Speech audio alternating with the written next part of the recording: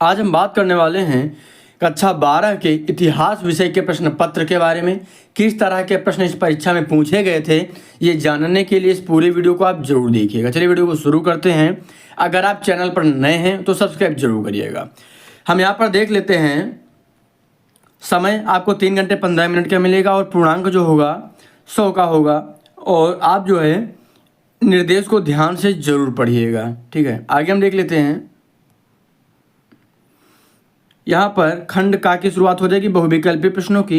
पहला प्रश्न है 1955 में SR राव द्वारा किस पुरा स्थल का उत्खनन शुरू किया गया था? हड़प्पा, कालीबंगा, लोथल या फिर धोलावीरा।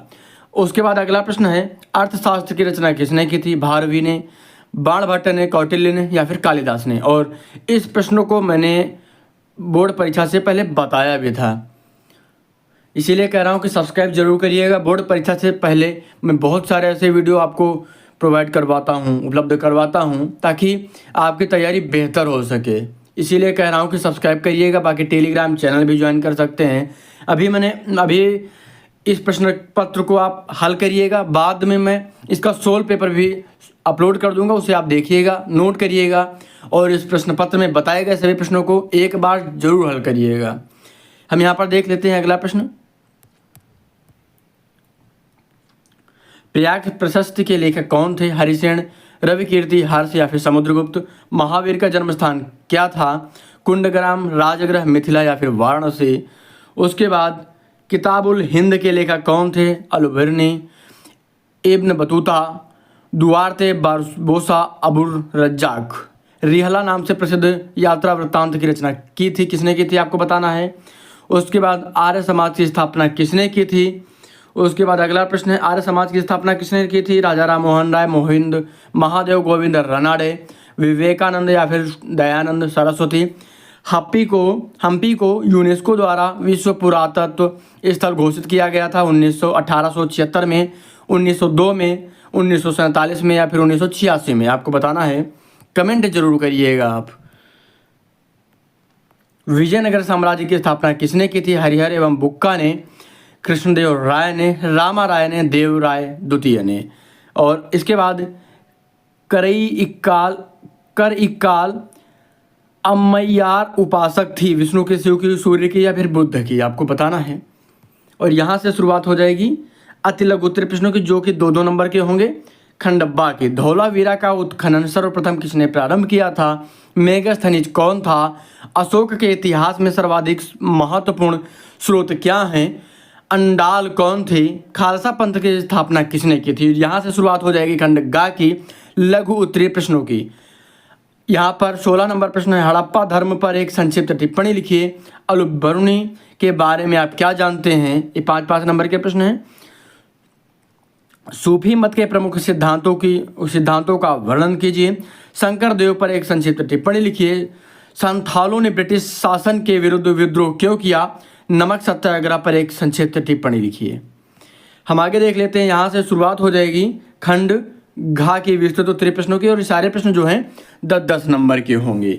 बौद्ध धर्म की प्रमुख विशेषताओं का वर्णन कीजिए, अथवा मौर्य प्रशासन की प्रमुख विशेषताओं का वर्णन कीजिए।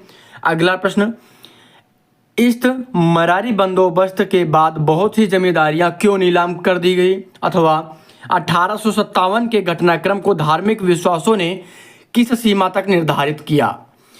और उसके बाद 24 नंबर प्रश्न होगा भारत छोड़ो आंदोलन सही मायने में एक जन आंदोलन था, विवेचना कीजिए, अथवा भारतीय संविधान की प्रमुख विशेषताओं का वर्णन कीजिए।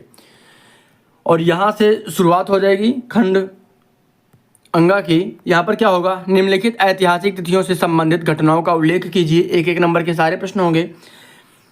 321 ईसा पूर्व, 185 ईसा पूर्व, 78 ईसा पूर्व, 319, 320 ईसा पूर्व, 300 ईस्वी होगा। यहाँ पर ईस्वी हो जाएगा, ये 78 ईस्वी और ये ईस्वी हो जाएगा। 606 ईस्वी, 712 ईस्वी, 1235 ईस्वी, 1469 ईस्वी, 1916 ईस्वी, 1947 ईस्वी। हम आगे देख लेते हैं। मानचित्र से संबंधित प्रश्नों की बात हम यहाँ पर करेंगे। आपको दिए गए भारत के रेखा मानचित्र पृष्ठ 11 पर निम्नलिखित स्थानों को चिन्ह द्वारा दर्शाइए और उनके नाम लिखिए। सही नाम तथा सही स्थान दर्शाने के लिए 1+1 यानी 2 नंबर आपको मिलेंगे। वह स्थान जहाँ छठी शती ईसा पूर्व में मगध की राजधानी थी, मगध की राजधानी का नाम भी बताना और आपको जगह भी चिन्हित करनी है। वह स्थान जहाँ संसद भवन स्थित है, वह स्थान जहाँ भारद्वाज आश्रम स्थित है, वह स्थान जहाँ उत्तर प्रदेश की राजधानी स्थित है, वह स्थान जहाँ साबरमती आश्रम स्थित है। और ये प्रश्न आपको देखने के लिए मिलेगा केवल दृष्टिबाधित परीक्षार्थियों के लिए। प्रश्न संख्या 26 के मानचित्र कार्य के विकल्प के स्वरूप ये दिया गया है। यहाँ पर हम देख लेते हैं,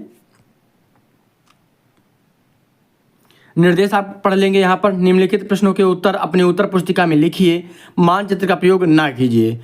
छठी शती ईसा पूर्व में मगध की राजधानी कहाँ स्थित थी, संसद भवन कहाँ स्थित है, भारद्वाज आश्रम कहाँ स्थित है, उत्तर प्रदेश की राजधानी कहाँ स्थित है, या फिर साबरमती आश्रम कहाँ स्थित है। ये आपको ये सारे प्रश्नों के उत्तर देना है। आपको 2-2 नंबर के प्रश्न होंगे और यहाँ से शुरुआत हो जाएगी इंग्लिश मीडियम की, यानी इंग्लिश वर्जन की। जो भी परीक्षार्थी या विद्यार्थी अंग्रेजी मीडियम से पढ़ रहे हैं उनके लिए प्रश्न पत्र होगा ये। आप जो है इसको पढ़िएगा और इसे पढ़कर आप उत्तर दे सकते हैं। ये वीडियो कैसा लगा आपको कमेंट जरूर करिएगा। बाकी इसको आप चाहे तो पीडीएफ के रूप में चंद्रा स्टडी पॉइंट के टेलीग्राम चैनल से भी डाउनलोड कर सकते हैं। पीडीएफ आपको वहाँ से मिल जाएगी। इनको आप एक बार ज़रूर हल करिएगा, आपकी तैयारी निश्चित तौर पर बेहतर होगी, आपको सुविधा मिलेगी। बोर्ड परीक्षा में भी इसका लाभ ज़रूर देखने के लिए मिलेगा। मिलते हैं अगले वीडियो में। चैनल पर नए हैं तो सब्सक्राइब जरूर करिएगा। बाकी गणित विषय को बिल्कुल बेसिक से 0 लेवल से मैंने शुरू किया है, तो गणित को पढ़ने के लिए, मैथ को पढ़ने के लिए सब्सक्राइब जरूर करिएगा। आपके घर में जो भी छोटे बच्चे हों उनके सामने वीडियो को रखिए, देखें। निश्चित तौर पर आपके जो छोटे बच्चे हों आपके घर पे, वो मैथ विषय में कमज़ोर नहीं रह जाएंगे। 9वीं और 10वीं कक्षा की मैथ की शुरुआत हम बहुत जल्द करने वाले हैं। यूपी बोर्ड परीक्षा 2025 से पहले मैथ 10वीं कक्षा की और 9वीं कक्षा की हम पूरी समाप्त करने वाले हैं, यानी पूर्ण रूप से पढ़ने वाले हैं। प्रयास ये रहेगा कि संपूर्ण रूप से हम कवर कर लें। जो भी पाठ्यक्रम निर्धारित किया गया है यूपी बोर्ड 10वीं कक्षा की मैथ का, हम पूरी की पूरी मैथ को कवर कर सकें।